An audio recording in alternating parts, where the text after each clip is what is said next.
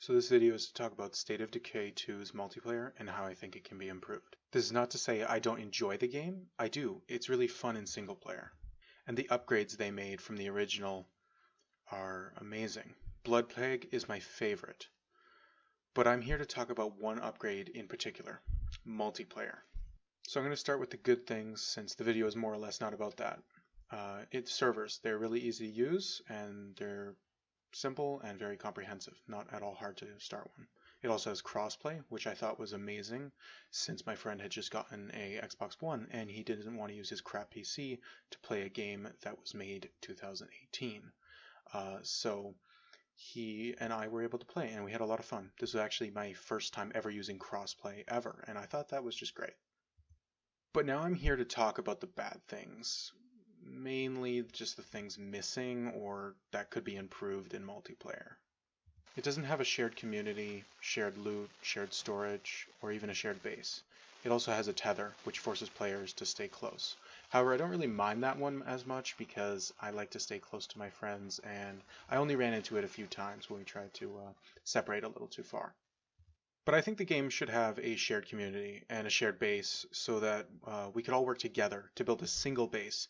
Instead, I found my friends and I having to fight over who gets to host because we all wanted to build a base or gather more survivors or loot or even to progress through the missions. And we can't do that on each other's servers, so we had to agree to do okay, so for now it's your turn, but then in a few minutes it's going to be mine. So we had to hop back between each other's, which was fine, but I prefer the idea to be able to have the same community so that you don't have to do that. Also, it has client-side looting, which means that nothing's shared, and if you loot a cupboard, it won't show anything in there for the guest, or the host won't be able to see the guest's loot, and vice versa. You'll be able to see that there's something in there, but you can't actually access it, which I feel like kind of limits everything, and when I want to split up, you can't really, because if there's a gun store and a medical pharmacy, you can't just split up and, okay, I'll get this one, you get that one. It turns out to be, okay, well, I'll get this one first, and then we'll just swap. So it takes the same amount of time as if you were looting it alone, except for maybe it doesn't take as much time to clear, which is fine, but I would prefer it if they had not client-side loot. That would be nice, and I'm hoping that mods add these things later on. I haven't seen too many mods be coming out, but maybe that's just because they're not working on them, or I don't know. But the Undead Labs did say that they weren't going to actively support or stop mods from being made, so yeah.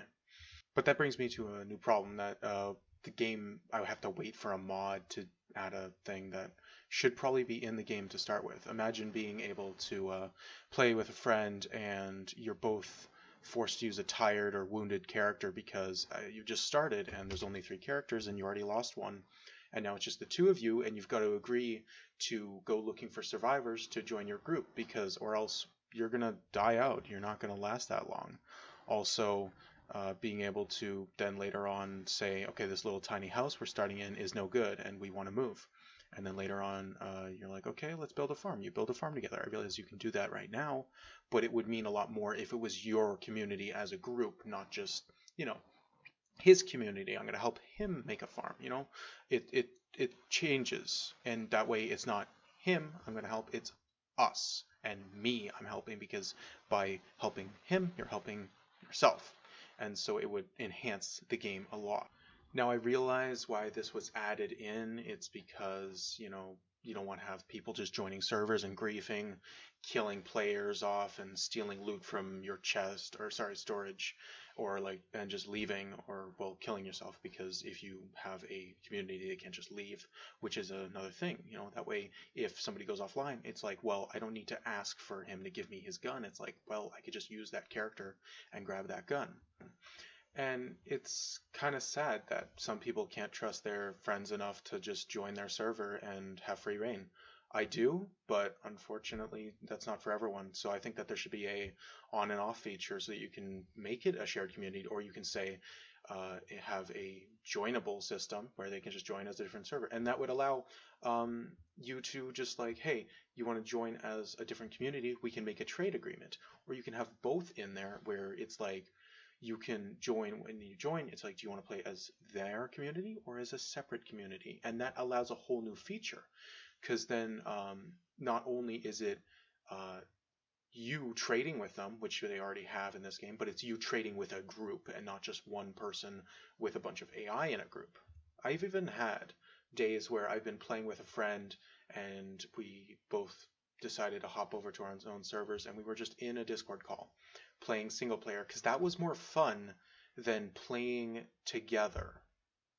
It's not how the game should be played. I think that a game that is more fun alone is showing how bad the multiplayer is. I'm not saying it is unusable.